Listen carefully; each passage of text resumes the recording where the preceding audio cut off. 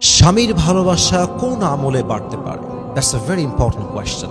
অনেক নারীরা আমাদেরকে সেম প্রশ্ন এগেন অ্যান্ড এগেন করে যে স্বামীর ভালোবাসা বাড়ানোর জন্য কোনো উপায় ইসলামে আছে কিনা। আজকে এমন কিছু টিপস এবং আমল বলে দিব যেই স্বামী তার স্ত্রীকে একদমই ভালোবাসে না, আর স্ত্রী যদি এই আমলগুলো তার লাইফে অ্যাপ্লাই করতে পারে, আমি গ্যারান্টি দিয়ে বলতে পারবো ইনশাআল্লাহ তার স্বামী তাকে কলিজা দিয়ে ভালোবাসবে। বলেন ইনশাআল্লাহ। তবে এই আমলগুলো পরিপূর্ণ সিনসিয়ারিটির সাথে, ইখলাসের সাথে একমাত্র আল্লাহকে খুশি করার জন্য করতে হবে। আল্লাহ প্রত্যেকটা মা বোনকে যেন যে আমলগুলো আমি বলবো আজকে পরিপূর্ণ আমল করার তৌফিক দান করে। পড়েন সবাই আমিন। নাম্বার 1, যদি আপনি চান আপনার স্বামী আপনাকে মন থেকে ভালোবাসবে এবং খুব বেশি ভালোবাসবে, মাথায় রাখবেন স্বামীর আনুগত্যশীল হওয়া হচ্ছে আপনার জীবনে সবচেয়ে বড় আমল। এর চাইতে বড় আমল সেকেন্ড আর কিছু হতে পারে বলে আমি মনে করি না। স্বামীর আনুগত্যশীল হওয়া মানে হচ্ছে স্বামী যখন বলবে এইটা আমার চাই, আপনি স্ত্রী হিসেবে বলবেন আমার দিতে কোনো সমস্যা নাই। স্বামী বলেছে চাই মানে আমাকে দিতেই হবে। স্বামী বলেছে করতে হবে মানে করতেই হবে। স্বামী বলেছে যাওয়া যাবে না মানে যাওয়া যাবেই না। স্বামী বলেছে যেতে হবে মানে আমাকে I must go, I have to go. This is the reality. এটা আপনাকে মানতে হবে।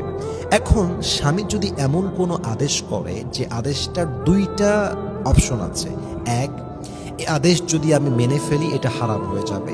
সেকেন্ড হচ্ছে এই আদেশটা যদি আমি মান্য করতে যাই তবে এটা আমার জন্য ক্ষতিকর হবে, হাজব্যান্ডের জন্য হার্মফুল হবে, আমাদের চিলড্রেন বাবুদের জন্য, সন্তানের জন্য ক্ষতিকর হবে। এটাকে আমি ডিনাই করবো কেমন করে? দুইটা বিষয় বুঝবেন, এক হারাম আর এক হচ্ছে ক্ষতিকর। যদি স্বামী কোনো হারাম বিষয়ে স্ত্রীকে আদেশ করে, স্ত্রী এটা মানতে বাধ্য নয়, স্ত্রী কোনো গুনাহ হবে না।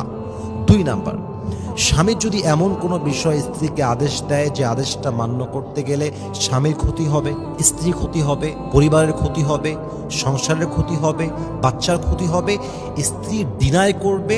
And this has a different way. একটু ভিন্নভাবে ডিনাই করতে হবে। ডিনাই করবেন কেমনে? অস্বীকার করবেন কেমন করে?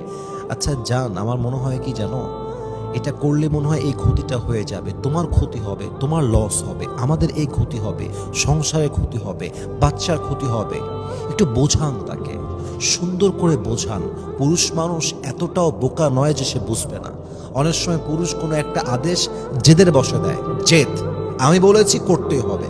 কিন্তু যখন স্ত্রী তাকে বিনয়ের সঙ্গে বোঝাতে সক্ষম হয়, দেখবেন বেশিরভাগ ক্ষেত্রে স্বামী তার আদেশটাকে আবার উঠিয়ে নেয়। কথা ঠিক আছে কিনা বলেন আপনারা সবাই?